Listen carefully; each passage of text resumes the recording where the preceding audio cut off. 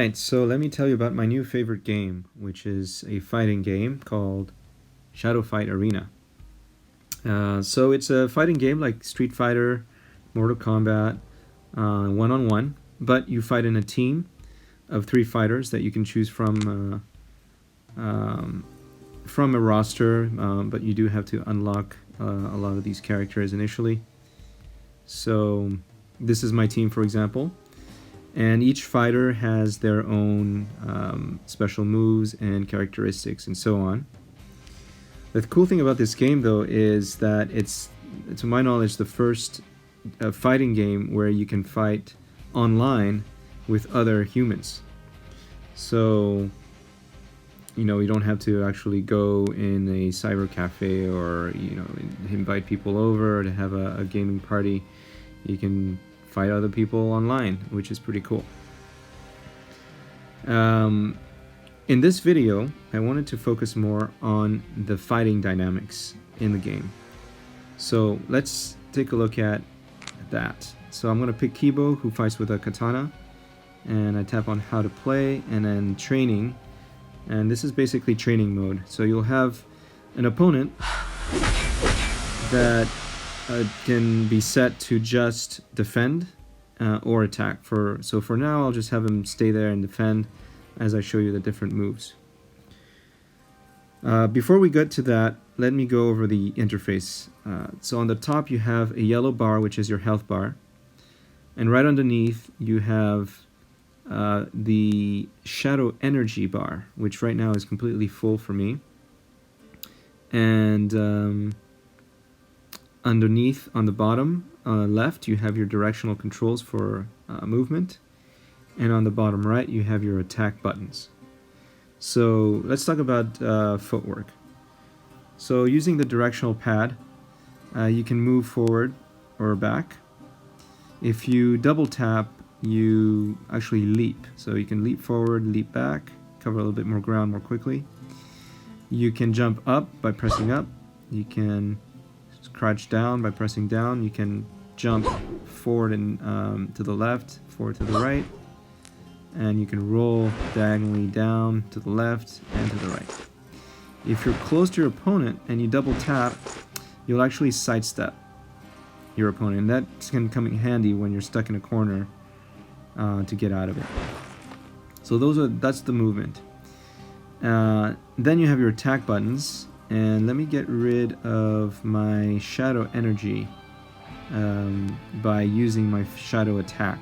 So right now my shadow energy bar is full, and that means I can use my special shadow attack. Right now I just have one, and this is how it looks. You basically press the directional button in the direction that you want, where the moving arrows are. So in this case it's going to be to the right. And I'm going to press the shadow energy button on the bottom right. So this is how it looks like, and you do have to sometimes have the proper distance. If I'm too far away, I'm gonna miss. So, but I'll get into range so that way I make sure I hit. So this is how it looks like.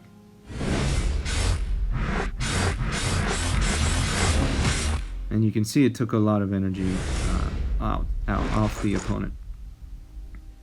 So now I have no longer have any shadow energy. And typically when you hit your opponent, you start filling up your shadow bar. So you'll see that happening. But let's talk about now the basic strikes.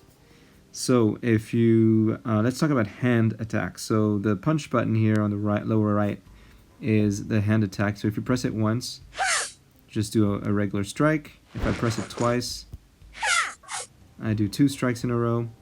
And then I can combine, actually if I press it and hold it, I'll do a heavy attack, which is a Kiryutosh. And if I press up, I do like a lunging Kiryagi. And if I press down, it's at a lower strike. And you see my shadow energy bar started filling up. And if I press back, it's this sort of spinning attack. And she has a special move where if I press forward and I keep tapping the punch button, she'll do a special move called Rolling Waves, which is 3 spinning strikes. It looks like this. Okay. So those are the hand strikes. And in terms of kicks, it's the same principle. So if I press the kick once, she does a normal kick. If I press it twice, she does a double kick.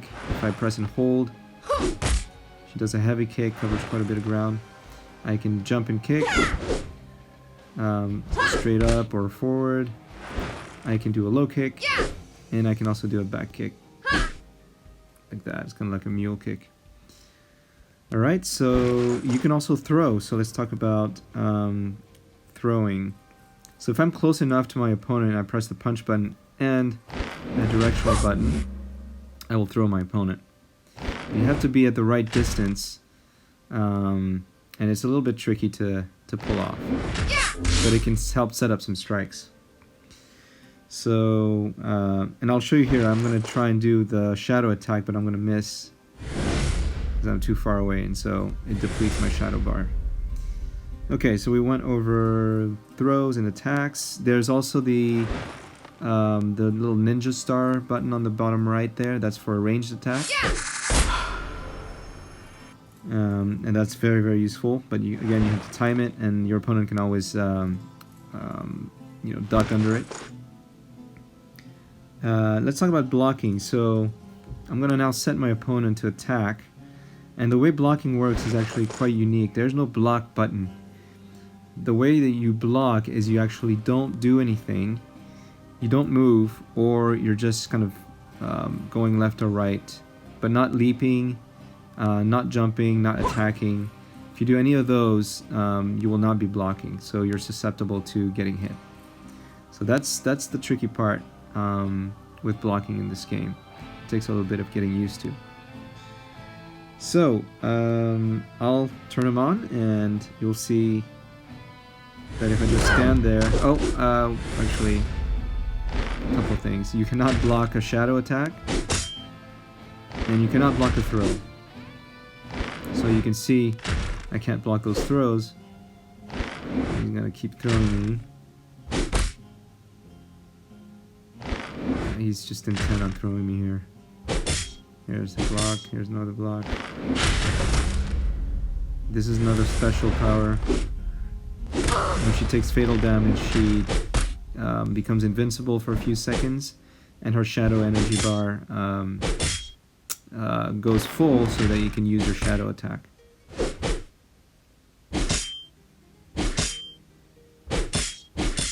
Yeah. Cannot block a shadow attack, cannot block a throw. Okay, so let's see. In terms of the time limit, in a regular fight you have 60 seconds, and if time runs out, whoever has the most energy at the end of the round wins the round. And it is actually possible to have a draw. You can actually do a double KO or have the same amount of energy at the end. It's actually happened to me already, and then in that case you have a draw. It's pretty rare though. So in this game, timing and distance is absolutely key. If you start button smashing, you're gonna be in for a whole world of trouble. So it's kind of like real fighting. Distance is key. Timing, speed. The only thing they don't really have are feints. It would be very cool if they add that in the future. Yeah, so I'm gonna turn them on, and I'm just gonna fight them for a little bit so you can see.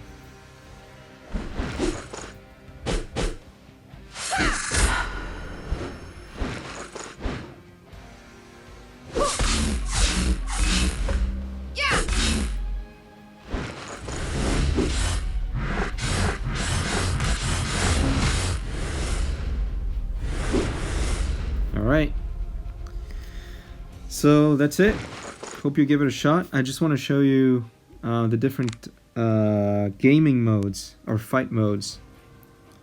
So if you press that green button there, there's different game modes. So ranked fighting is you're actually going to be ranked and have a rating, just like in chess if you ever play chess online.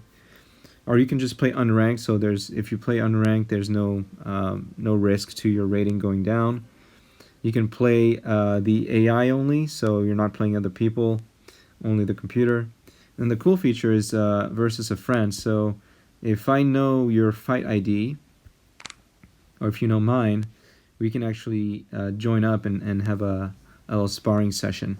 So this doesn't affect your rating or anything like that. It's just kind of just fighting, having a little sparring match. So that's pretty cool.